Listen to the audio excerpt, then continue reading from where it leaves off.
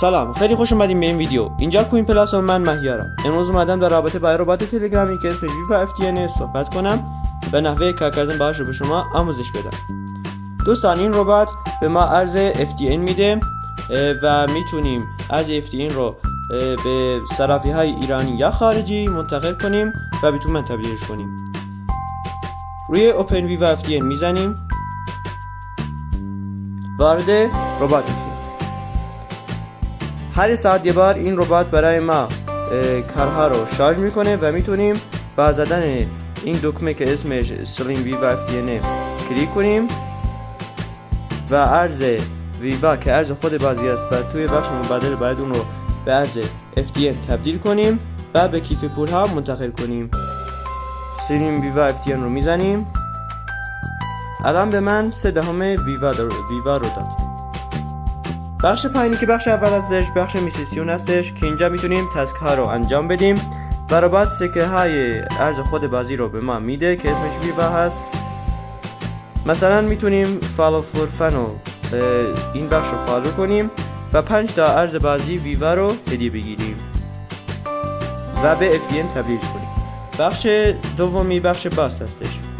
توی بخش باست میتونیم کارها رو ارتقا بدیم. مثلا میتونیم به جای اینکه یه ساعت وایسیم تا شارژ بشه میتونیم 45 دقیقه وایسیم، یا مثلا میتونیم وقتی یه دونه دریافت میکنیم سلیم ویوا FTN رو میزنیم و یه دونه دریافت میکنیم این 3 تا ویوا بدیم و اون خودش برای ما به 2 تا تبدیلش میکنه، 2 برابرش میکنه.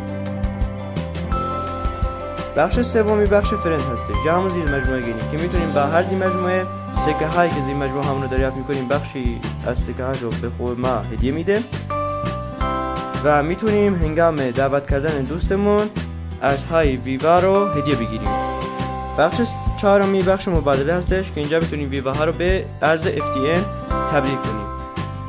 برای انتقال یا مبادله باید یه دونه ارز FTN خرید کنیم از صرافی و به اینجا که کیف پول هستش انتقال بدیم و بابت هر یه دونه فی یا تراکنش یا انتقالی که میدیم برای ما از ما کارمزد میگیره.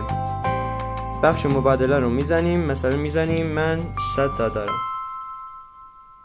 مثلا میزنیم من 100 تا دارم، 100 تا میشه 2 FTN.